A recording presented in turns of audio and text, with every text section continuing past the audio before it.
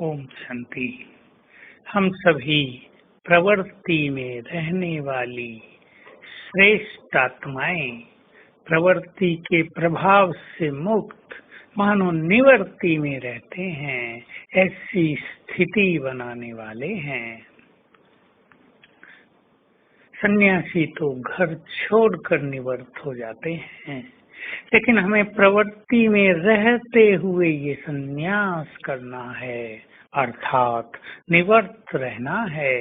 मनोविकारों से भी निवृत्त, पाप कर्मों से भी निवृत्त, मोह ममता से भी निवृत्त, तेरी मेरी व्यर्थ की इच्छाओं से भी मुक्त। ये स्थिति बहुत श्रेष्ठ स्थिति है और उन महात्माओं के लिए भी आदर्श है जो जंगल में जाकर या संन्यास लेकर भी निवृत्त नहीं हो पाते हैं। हमें निवृत्त होकर, मुक्त होकर दिखाना है और इसकी विधि है सदा आत्मिक भाव में रहना, निमित्त भाव में रहना, समर्पण भाव में रहना। मैं निमित्त हूँ इस घर का, इस संगठन का, इस सेवा का। करण करावनहार बाबा है, अब हमारा वो साथी बन गया है, हमारे परिवार का मेंबर बन गया है, हेड बन गया है। अब बस उसकी आज्ञा अनुसार हमें चलते रहना है और अपनी प्रवृत्ति को गृहस्थ आश्रम बना देना है।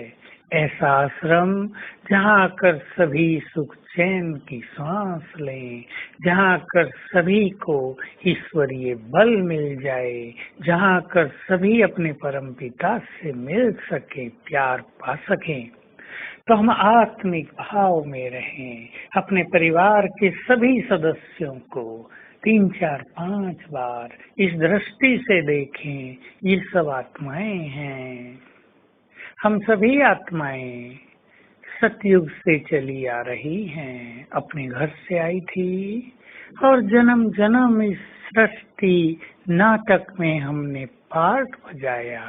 कितनी बार हम साथ रहे, कितनी बार हम अलग हुए, अब पुनः हम साथी बन गए हैं। अब हम सबको ये सब कुछ यहीं छोड़कर वापिस जाना होगा। यह आत्मिक भाव, यह आत्मिक चिंतन हमें बहुत उपराम कर देगा। दूसरी बात, निमित्त भाव। हम निमित्त हैं परिवार को चलाने के, जिम्मेदारियों में भी हम निमित्त हैं।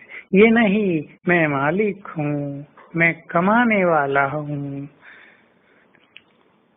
मैं घर संभालने वाली हूँ, मैं ही घर की मालकिन हूँ, निमित्त हूँ। इससे बहुत हल्कापन रहेगा, जीवन सुखी हो जाएगा और कोई भी जिम्मेदारी बोझ प्रतीत नहीं होगी।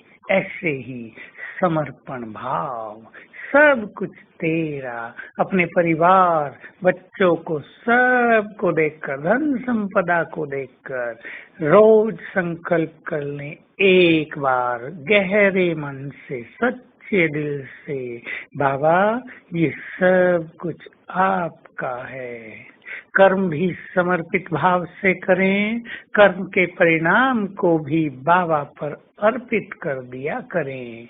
मेरा हर कर्म तुम्हारे लिए है, ऐसे गुड फीलिंग के साथ हम समर्पण भाव को बढ़ाते चलें।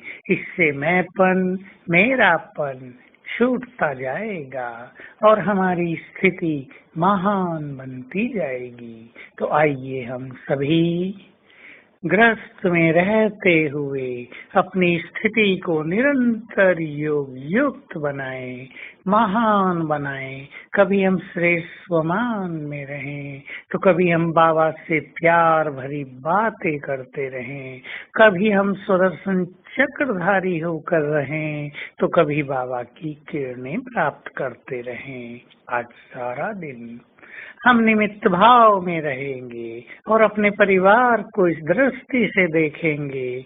ये सब आत्माएं, महान आत्माएं, देवकुल की महान आत्माएं हमारे परिवार में इकट्ठी हुई हैं। हमें निमित्त बनकर इनकी पालना करनी है और फील करेंगे हमारे पूरे परिवार के ऊपर शिव बाबा की छत्र छाया है।